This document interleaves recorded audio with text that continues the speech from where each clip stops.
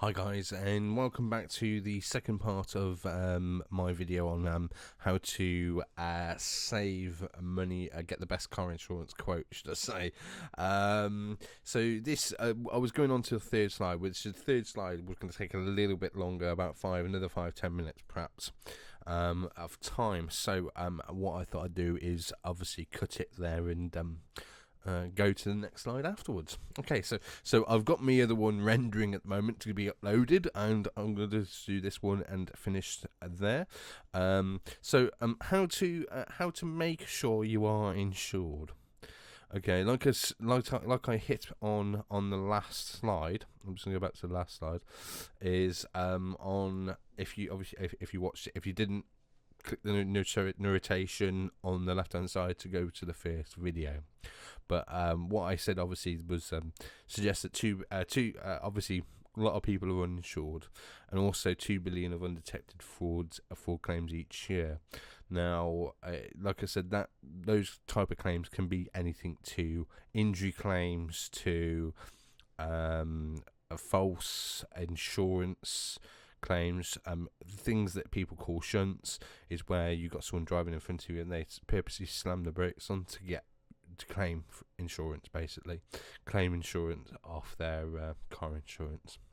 And it isn't well known in the UK to happen. Okay, so just going to go obviously go past that now. Unfortunately, I haven't got anything to obviously protect you against people making false insurance claims against you.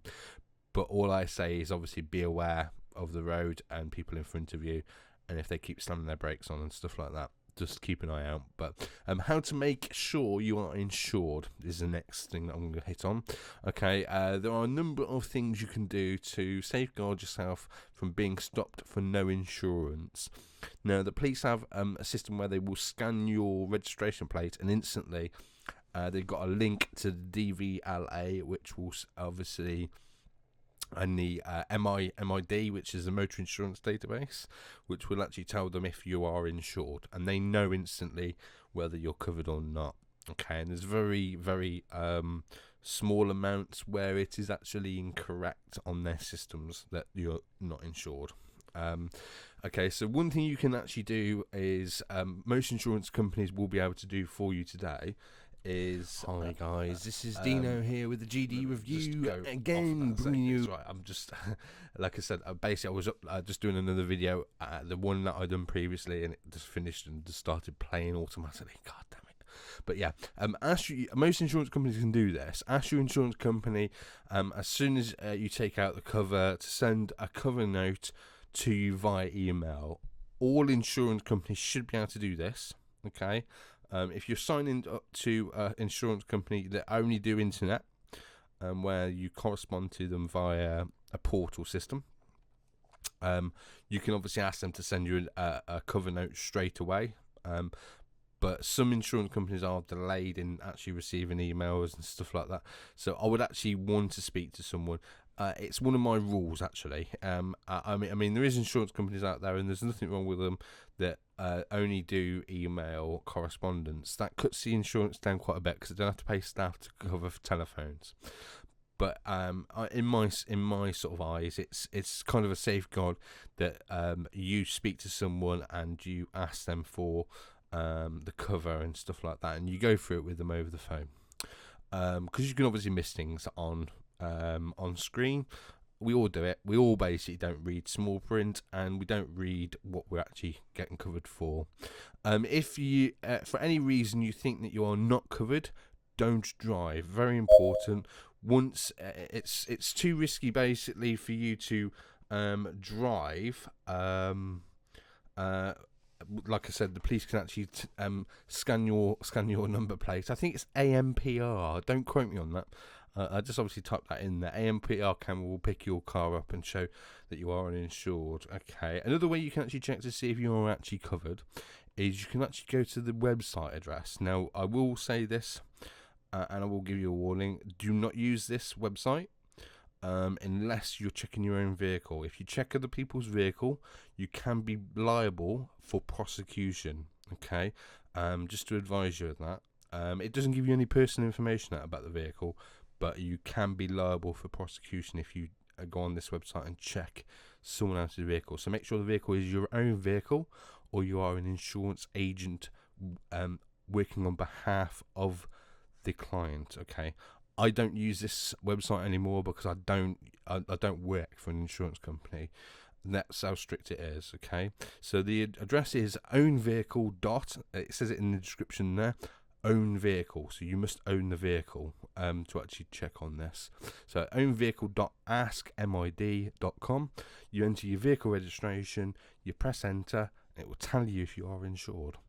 Okay, now there is reasons why it wouldn't say you're insured on there. Say for instance you pay via direct debit, or you pay on an annual continuation.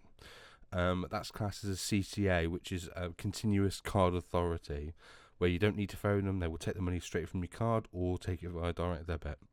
Say for instance your renewal falls past a date of the insurance, they would basically automatically remove your vehicle from the insurance and wait for the for the insurance company to send the information back off to them, which is done electronically, so it is quite quick.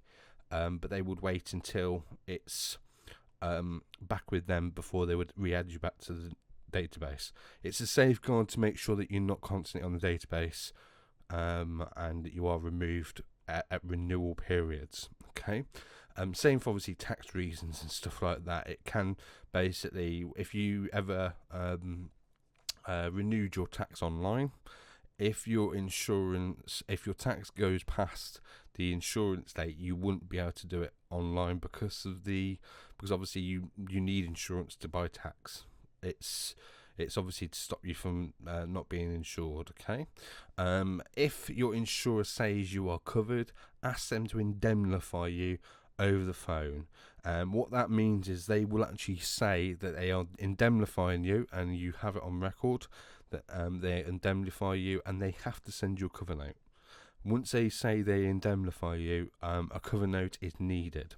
Okay, the cover note will basically say when you're insured from, until, and obviously for those reasons, I just realised that.